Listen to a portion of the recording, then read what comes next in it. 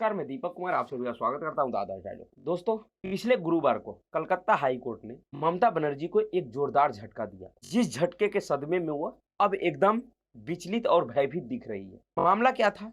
दरअसल मामला था रामनवमी जुलूस यात्रा के दौरान जिस तरह से पश्चिम बंगाल में हिंसक घटनाएं हुई थी, जिस तरह से पश्चिम बंगाल सरकार और पश्चिम बंगाल पुलिस प्रशासन का संदिग्ध रवैया था, उसको देखते हुए कलकत्ता हाई कोर्ट ने पश्चिम बंगाल में रामनवमी जुलूस यात्रा के दौरान जो घटनाएं हुई थी उसकी जांच पश्चिम बंगाल पुलिस से लेकर केंद्रीय जांच एजेंसी एनआईए को सौंप दिया, जिसके बाद से पश्चिम बंगाल की मुख्यमंत्री ममता बनर्जी पूरी तरह से विचलित और भयभीत दिख रही है। जिस तरह से पश्चिम बंगाल में रामनवमी जुलूस यात्रा पे जो हिंसक घटनाएं हुई थी, जो पथराव और आगजनी हुआ था और उसमें जिस तरह का रवैया था पश्चिम बंगाल पुलिस प्रशासन का, जिस तरह से पुलिस प्रशासन के सामने एक खास समुदाय के लोग रामनवमी जुलूस यात्रा के ऊपर पथराव कर रहे थे, आगजनी कर रहे थे, तो उसको देखने से यह स्पष्ट हो गया था कि इसमें कहीं न कहीं पश्चिम बंगाल सरकार और पश्चिम बंगाल प्रशासन का सहमति था।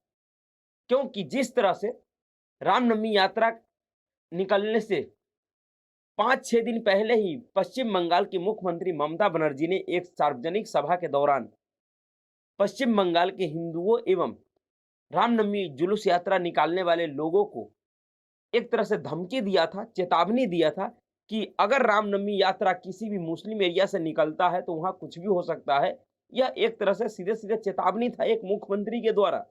वह दर्शाना चाहती थी, वह बताना चाहती थी कि तुम यात्रा निकालो लेकिन मुस्लिम इलाके से नहीं। शर्म आनी चाहिए किसी भी मुख्यमंत्री को जो भारत के संविधान का शपथ लेकर एक संवैधानिक पद पे बैठ के इस तरह की बातें करती है। अगर यह देश सेकुलर है तो फिर कोई इलाका मुस्लिम या धार्मिक कैसे हो सकता है? फिर भी पश्चिम बंगाल की मुख्यमंत्री ममता बनर्जी ने जिस तरह से बयानबाजी किया था उस समय कि मुस्लिम इलाके से जुलूस नहीं निकलेगा, अगर वहां जुलूस निकला तो कुछ भी हो सकता है, और वही हुआ जो ममता बनर्जी ने बोला था।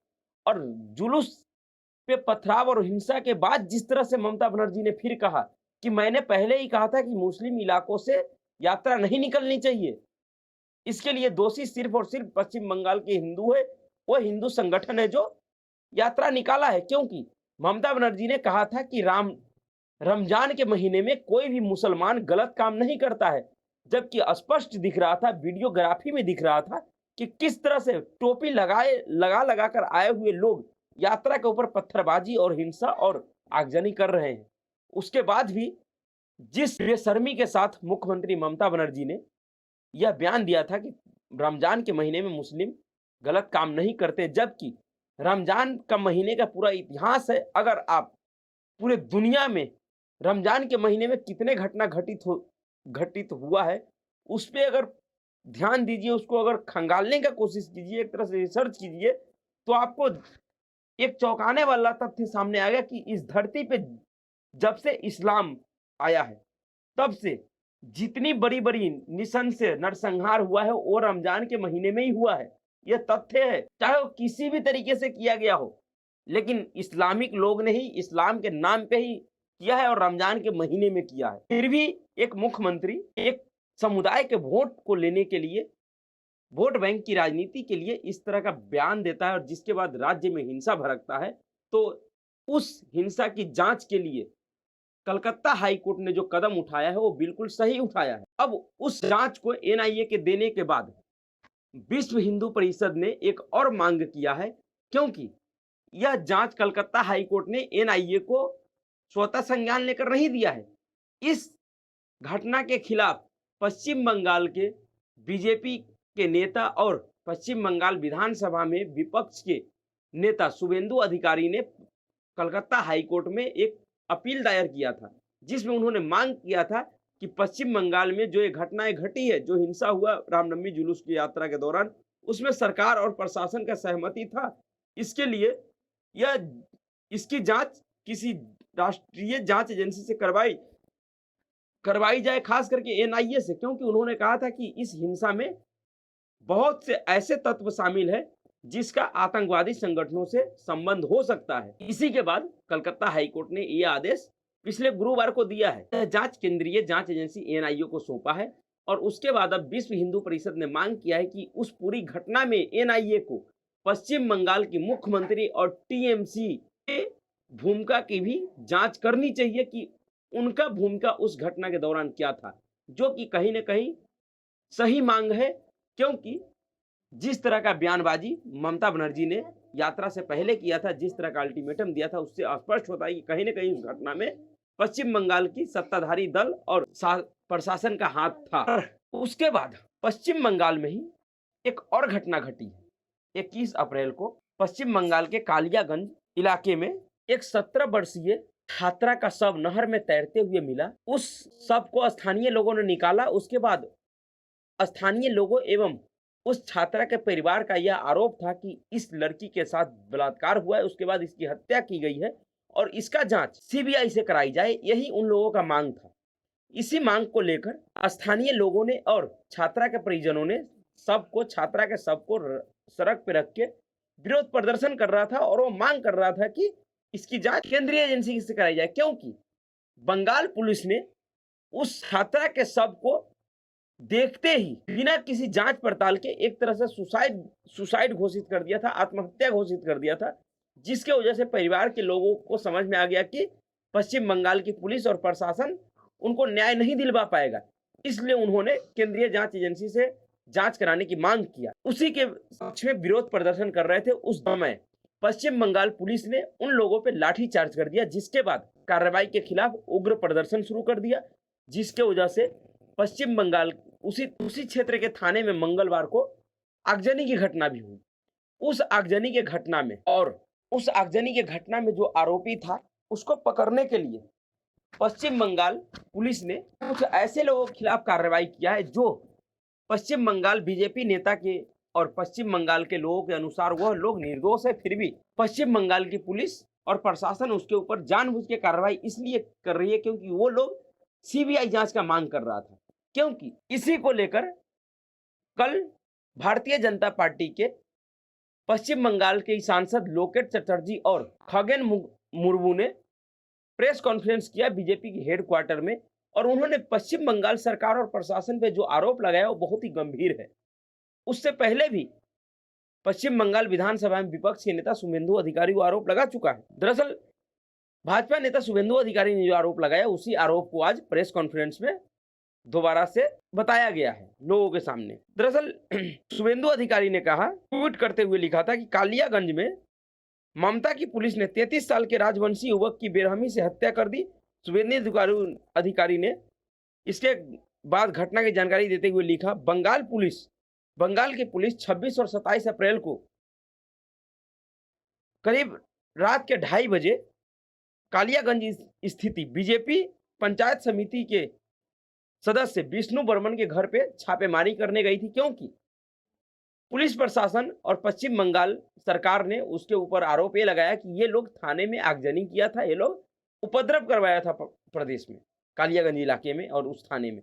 उसी के आरोप में इसको गिरफ्तार करने के लिए इनके घर पे पहुंचा था, पर यह उस घर पे नहीं मिला। तो शुभेंदु अधिकारी और भारतीय जनता पार्टी के नेताओं के अनुसार जब विष्णु घर पर नहीं मिले तो पुलिस ने मृत्युंजय बर्मन नाम के राजवंशी युवक की गोली मारकर हत्या कर दी।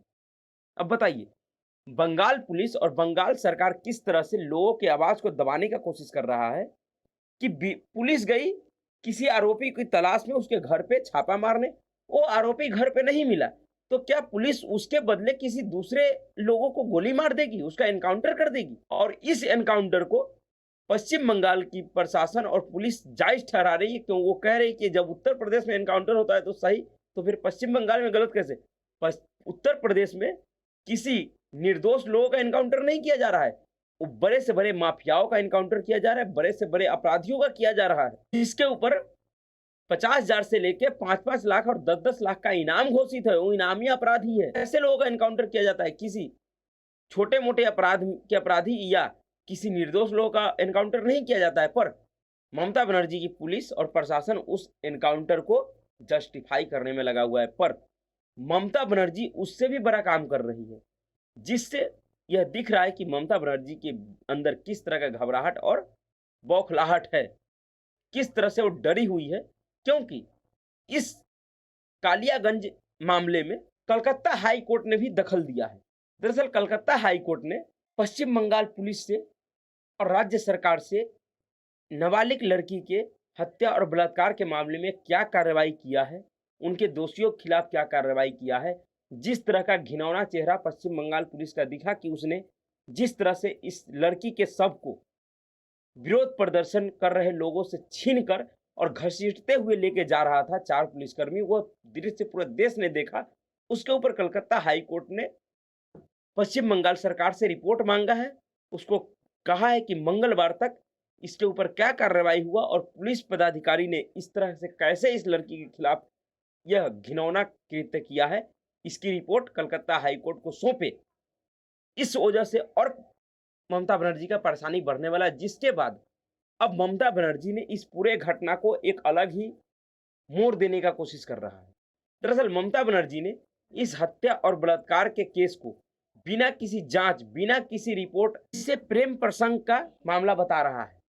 ममता बनर्जी ने कहा है कि मैंने उस लड़की का व्हाट्सएप चैट देखा है और यह पूरा मामला प्रेम प्रसंग का है। इसमें लड़की के साथ कोई बलात्कार या उसका हत्या नहीं हुआ है। लड़की ने खुदकुशी की है, उन्होंने जहर खाकर अपना जान दिया है। किसी मुख्यमंत्री का इससे बेशर्मी भरा बयान क्या हो सकता है कि एक महिला मुख्यमंत्री एक नाबालिग लड़की के हत्या और बलात्कार, जिसका परिवार यह आरोप लगा रहा है कि उसके बच्ची के साथ, उसके लड़की के साथ बलात्कार हुआ, उसका हत्या हुआ, लोगों जो देखने वाले लोग हैं वह बता रहा है, उस घटना को किस तरह से ममता बनर्जी बलात्कारियों को, हत्यारे को बचाने के लिए इस पूरे घटना को आत्महत्या का मोड़ दे रहा है, आत्महत्या बता रहा है। ये बहुत ही शर्मनाक है। किसी भी प्रदेश के मुख्यमंत्री के लिए ऐसा बयान निजता के हद को दिखाता है, वो भी खास करके एक महिला मुख्यमंत्री। दरअसल जिस तरह से गैर बीजेपी शासित राज्यों में कोई घटना घटित होती है और उस घटना में बिना किसी जांच पड़ताल से पहले ही, बिना किसी आधिकारिक रिपोर्ट से पहले ही उस प्रदेश के सत्ताधारी दल उस घटना को फर्जी या मनगढ़ंत घटना या कोई और मोड़ दे देता है, यह बेहद ही चिंताजनक स्थिति है। क्योंकि बिहार में भी ऐसा ही एक मामला सामने आया था, जब तमिलनाडु में बिहारी मजदूरों के ऊपर जो हमला हो रहा था, जिस तरह का घटना घट रहा था, वहां से मजदूर आकर खुद कह रहा था, अपनी आपबीती सुना रहा था। उसके बाद भी बिहार सरकार ने बिना किसी जांच, बिना किसी तार्किक रिपोर्ट को देखे उसको पूरी मामले को झूठा बता दिया। उसी तरह से पश्चिम बंगाल में ममता बनर्जी इस पूरे हत्या और बलात्कार के मामले को बिना किसी ठोस साक्ष्य और सबूत के आधार पे इसे आत्महत्या बता रही है, वो भी एक व्हाट्सएप चैट के को देखकर। व्हाट्सएप चैट पता नहीं ममता बनर्जी को कहां से मिला, यह भी सवाल बनता है।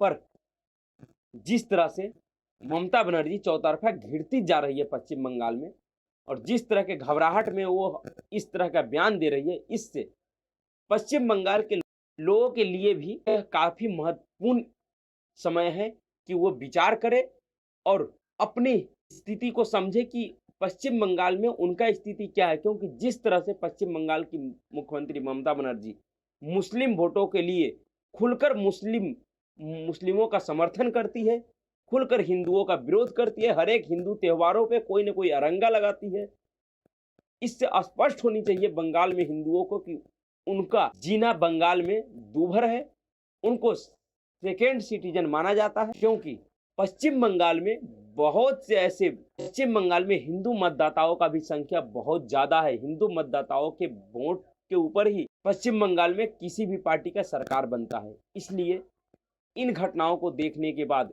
ऐसी स्थितियों को देखने के बाद पश्चिम बंगाल के लोगों, खास करके हिंदुओं को अब विचार करने की बारी है कि उन्हें कैसा और किस तरह का सरकार चाहिए पश्चिम बंगाल में, कैसा नेता चाहिए, उनके हित में खड़े होने वाला या उनके खिलाफ खड़े होने वाला। पर ममता बनर्जी चाहे कुछ भी कर ले, कितना भी खिसियाहट में किसी भी तरीके का उलूल जुलूल बयान दे दे, उनकी मुश्किलें कम नहीं हो सकती है। क्योंकि वह जितनी अलूल जलूल बयान देगी उतने ही अधिक मुसीबत में घिरती जाएंगी।